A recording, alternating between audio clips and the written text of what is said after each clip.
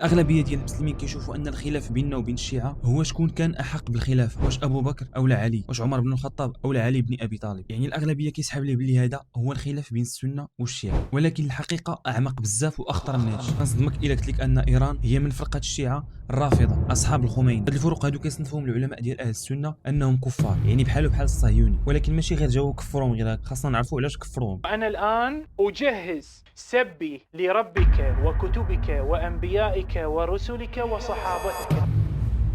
نهار 16 ابريل 2013 في واحد الزنقه ضيقه في حي التضامن جنوب دمشق في سوريا، كانت واحد الحفره كبيره بزاف محفوره وسط الطريق. حفروها الشبيحه ديال الاسد، جابوا بزاف ديال الناس من المدنيين فيهم رجال وعيالات ودراري صغار، هبطوهم من الطوموبيلات ديالهم عينيهم مغمضين ويديهم مربوطين للور بسكوتش. هاد الناس ما كانوش عارفين فين غاديين، وكيسمعوا هاد المجرمين اللي جايبينهم كيضحكوا وكيقولوا لهم جريو جريو، كاين واحد القناص كيضربنا. بطبيعه الحال هذا عينيه مغمضين ويديه اللور، كيفاش غادي يجري؟ فكيحاول مسكين انه يجري، واحد شويه كيحس براسو انه كيطيح في واحد الحفره. غير كيوصل للحافه ديال ديك الحفره كيسكت الصوت ديال الرجلين وكيتسمع الصوت ديال الرصاص. الاسبوعين اثنين مع 6 اولاد صغار، مع اخواتي اثنين اجى قتلوا الاولاد صغار الشباب وحرقوهم. بس 41 ضحيه طاحوا في ديك الحفره او داك القبر الجماعي.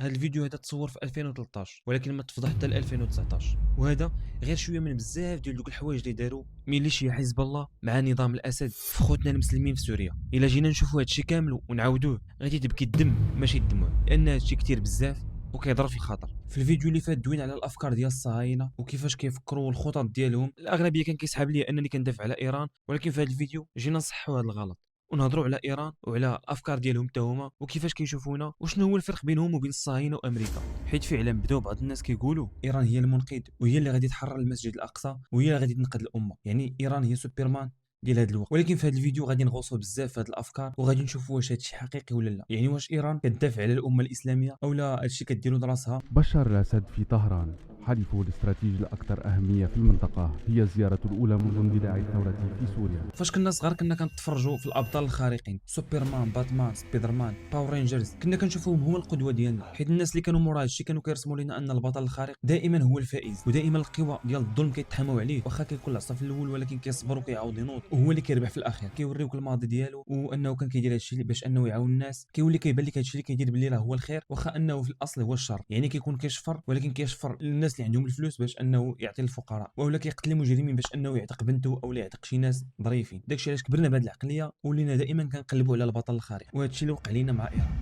هسه انا شو بنظرك؟ انا مسلم سني، انا مسلم سني موحد لله سبحانه وتعالى. كافر زنديق في نار جهنم وبئس المصير.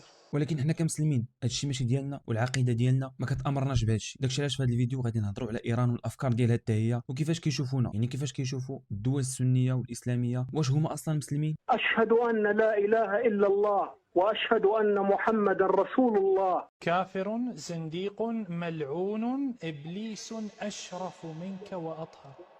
هذا الفيديو ده صعيب بزاف ولكن ضروري خاصنا نهضروا لان الحق كيبقى حق واخا ما غاديش تقبلوا الجميع. كاين واحد القاعده كتقول عدو عدوي صديقي، يعني العدو اللي كيواجه العدو ديالي الحقيقي هو كيكون صديق. ولكن في العقيده ديالنا الاسلاميه لا، هذا الشيء ما كاينش. الاغلبيه ديال المسلمين كيشوفوا ان الخلاف بيننا وبين الشيعه هو شكون كان احق بالخلافه، واش ابو بكر او لا علي، واش عمر بن الخطاب او لا علي بن ابي طالب. يعني الاغلبيه كيسحب ليه بلي هذا هو الخلاف بين السنه والشيعه، ولكن الحقيقه اعمق بزاف واخطر من هادشي، لاننا قدام واحد المشروع مبني اصلا، يعني الاساس ديالو هو نقد هادشي اللي كنامنوا به حنا اهل السنه. يعني هادشي في الاصل ديالهم، ولكن علماء اهل السنه كيقسموا الشيعه الاقسام وماشي كلهم بحال بحال. كاين اللي كيقول انهم 22 فرقه وكاين اللي كيقول انهم 70 فرقه وكثر، كلهم على بدعه. يعني الشيعه كلهم على بدعه، ولكن كيقولوا العلماء ان كاين فيهم اللي البدعه ديالو كتكفروا، يعني كيخرج من المله، وكاين فيهم اللي البدعه ديالو ما كتكفروش وهو مبتدع ولكن ماشي كافر. في العبادات فإن الشيعة ينقسمون إلى أقسام، إلى فوق 20 قسما. فمن كان منهم بدعته مكفرة فإنه لا يجوز السلام عليه، ومن كانت بدعته دون ذلك فينظر في المصلحة.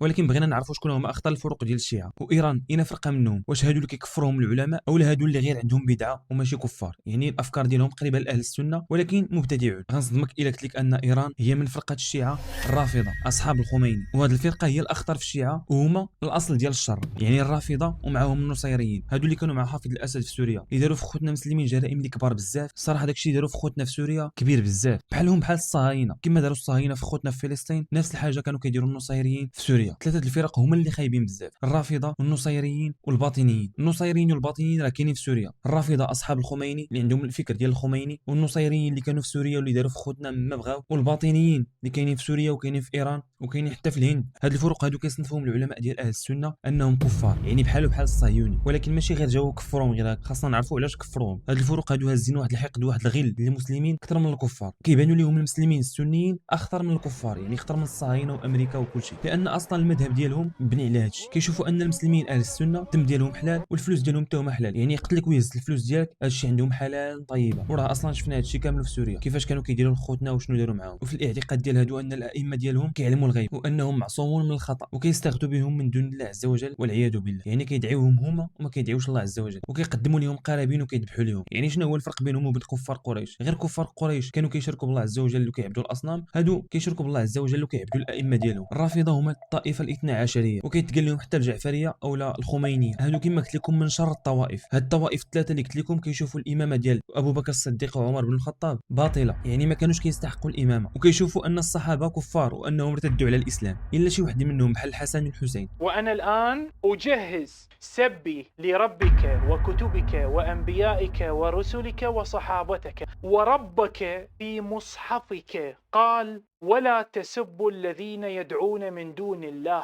وأنا أدعو من دون الله ربك فإني أكره ربك أبغضه.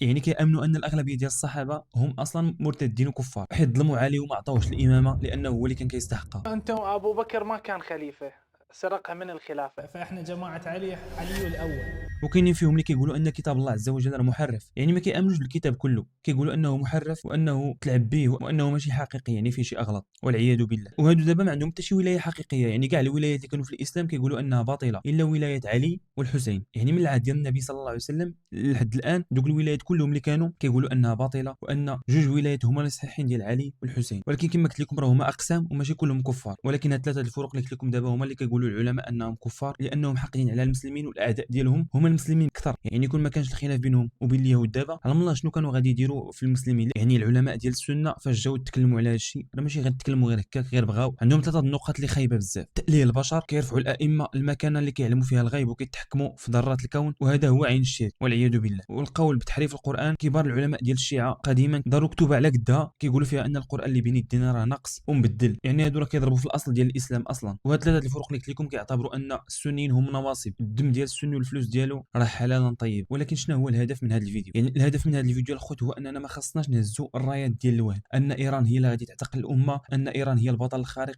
اللي غادي تنقذ المسلمين واللي غادي تحرر المسجد الاقصى وبلي هي الوحيده اللي ضد اليهود. يعني احنا ما غاديش نتعلقوا بواحد الرايه شركيه اللي اصلا بحالها بحال اليهود عندهم معتقدات ديالهم اللي باطله، والشيعة حتى هما عندهم معتقدات ديالهم اللي باطله. والتاريخ الاسلامي والعقيده ديالنا كتعلمنا ان النصر كيجي مع التوحيد وكيجي مع العقيده الصحيحه. فراه تقدر تكون خاسر في المعركه ولكن ربحتي لانك متي على التوحيد او متي على العقيده الصحيحه، لان الانتصار عند الله عز وجل. كيقول لنا الله عز وجل ومن زحزح عن النار وادخل الجنه فقد فاز. والضحيه دائما هو اللي ما عندوش بوصله او لا عقيده اللي متحكمه فيه، والواد اللي جاي يدي صراحه هذا واحد الخطا اللي صعيب بزاف. وكما قلت لكم في الاول اننا ولفنا البطل الخارق، ودائما خاصنا نكونوا مع واحد البطل خارق اللي كنحسوا به انه هو المنقذ واللي غادي يعاون الامه. النصر في الميزان ديال الله عز وجل ماشي هو دائما غلبه عسكريه في الدنيا. مثلا دابا كما كنشوفوا حنا ايران جمعت عليها امريكا والصهاينه وبزاف ديال الدول وما قدوش انهم يربحوها، يعني كتبان لنا ايران هي البطل الخارق وهي اللي عندها الحق، ولكن هادشي ماشي بصح. كما قلت لكم خاصنا دائما نرجعوا للاصل، العقيده ديالنا. في العقيده ديالنا النصر الحقيقي هو الثبات على التوحيد، وانك تموت على التوحيد وعلى العقيده الصحيحه، هذا هو الفوز بالنسبه للمسلم. واعظم دليل في القران الكريم قصه اصحاب الاخدود،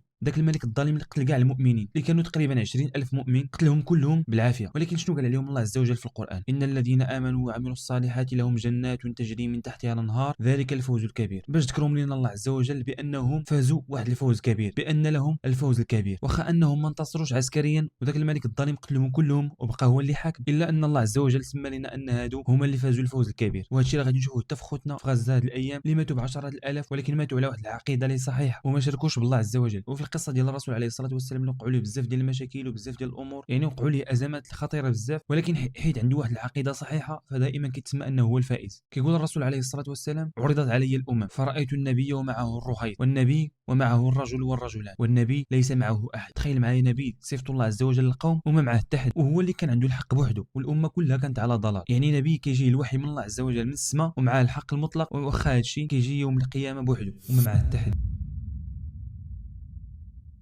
ولكن واش هادشي كيتعتبر انه فشل؟ لا، ادى الامانه اللي عليه وثبت على التوحيد واخا كان بوحده، وهذا هو النجاح الحقيقي. وكيقول لنا الله عز وجل: وعد الله الذين امنوا منكم وعملوا الصالحات ليستخلفنهم في الارض يعبدونني لا يشركون بي شيئا. يعني غادي يستخلف الله عز وجل الناس اللي كيعبدوه وما كيشركوش به. فعلا حنا كاينين دابا في واحد الضعف اللي صعيب بزاف وخايب وخطير، لان فيه فتنه اللي كبيره بزاف. ولكن كما قلت لكم الاصل في هذا الشيء هو اننا نرجعوا الله عز وجل، واننا نتمسكوا بالعقيده ديالنا وما نتزعزعوش عليها، ونرفعوا رايات ديال الانتصار اننا حنا اللي منتصرين. حنا مازال ما انتصرنا ويقدر ما نحضروش للانتصار، يعني في التمكين اللي غادي يمكن الله عز وجل، لانه وعد من الله عز وجل انه غادي يمكن المسلمين وغادي يستخلفهم في الارض، وهذا الشيء جاي لا محال. غير هو واش غادي يجي في الوقت ديالنا ولا لا الله اعلم. ولكن شنو اللي عارفين حنا اننا خاصنا نموتوا على عقيده اللي صحيحه، واننا نشدوا في التوحيد ديالنا وما نقلبوش على البطل الخارق وماشي الواد اللي جاي يدينا. يعني كما قلت لكم في الاول ماشي اننا نشوفوا شخصيات بانهم ابطال خارقين ونصفقوا لهم، خاصنا نركزوا على الافعال ديالهم بالميزان ديال الحق اللي كنعرفوه حنا. غنشوفوا انهم مجرمين، حتى هما كيخربوا، حتى هما عندهم نفس الافكار ونفس المعتقدات ضد المسلمين. يعني ما نخدموش العاطفه في هذا الشيء. يعني الخلاصه ديال الفيديو ان هذا الشيء اللي كاينين في ايران،